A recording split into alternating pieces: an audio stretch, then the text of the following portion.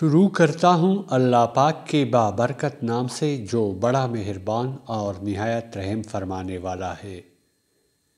سلطان محمود غزنوی کا دربار لگا ہوا تھا۔ دربار میں ہزاروں افراد شریک تھے، جن میں اولیاء، کتب اور ابدال بھی تھے۔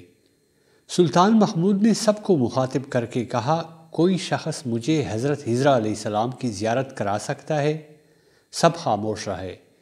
دربار میں بیٹا ایک غریب دیہاتی کھڑا ہوا اور کہا، میں زیارت کرا سکتا ہوں۔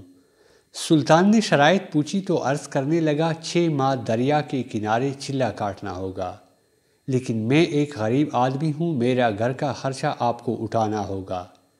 سلطان نے شرط منظور کر لی۔ اس شخص کو چلہ کے لیے بھیج دیا گیا اور گھر کا خرچہ بادشاہ کے ذمہ ہو گیا۔ 6 ماہ گزرنے کے بعد سلطان نے اس شخص کو دربار میں حاضر کیا اور پوچھا تو دیہاتی کہنے لگا، حضور کچھ وظائف الٹے ہو گئے، لہٰذا 6 ماہ مزید لگیں گے۔ مزید 6 ماہ گزرنے کے بعد سلطان محمود کے دربار میں اس شخص کو دوبارہ پیش کیا گیا تو بادشاہ نے پوچھا، میرے کام کا کیا ہوا؟ یہ بات سن کے دیہاتی کہنے لگا، بادشاہ سلامت، کہاں میں گناہگار اور کہاں حضرت خضر علیہ السلام۔ میں نے آپ سے جھوٹ بولا، میرے گھر کا خرچہ پورا نہیں ہو رہا تھا، بچے بھوک سے مر رہے تھے، اس لیے ایسا کرنے پر مجبور ہوا۔ سلطان محمود غزنوی نے ایک اپنے وزیر کو کھڑا کیا اور پوچھا، اس شخص کی سزا کیا ہے؟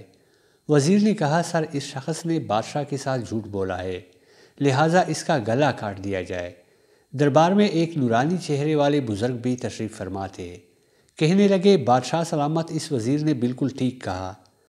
بادشاہ نے دوسرے وزیر سے پوچھا، آپ بتاؤ۔ اس نے کہا، اس شخص نے بادشاہ کو دھوکہ دیا ہے، اس کا گلا نہ کاٹا جائے بلکہ اسے کتوں کے آگے ڈالا جائے تاکہ یہ ذلیل ہو کے مرے، اسے مرنے میں کچھ وقت تو لگے۔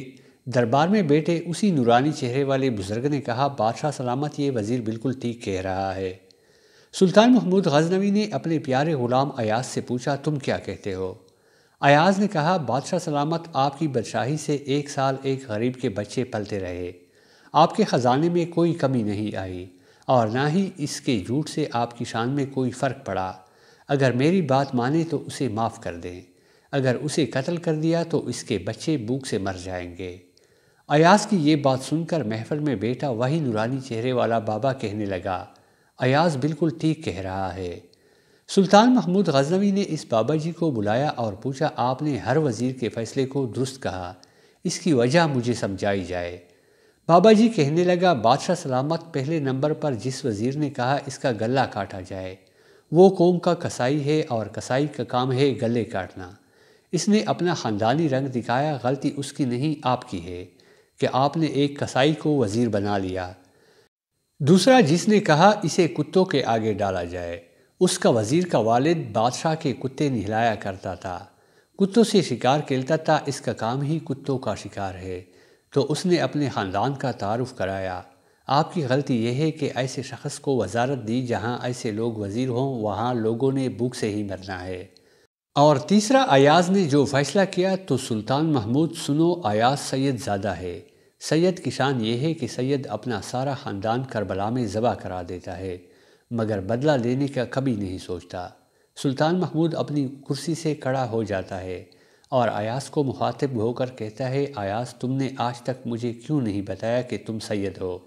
ایاز کہتا ہے، آج تک کسی کو اس بات کا علم نہ تھا کہ ایاز سید ہے، لیکن آج بابا جی نے میرا راز کھولا، آج میں بھی ایک راز کھول دیتا ہوں۔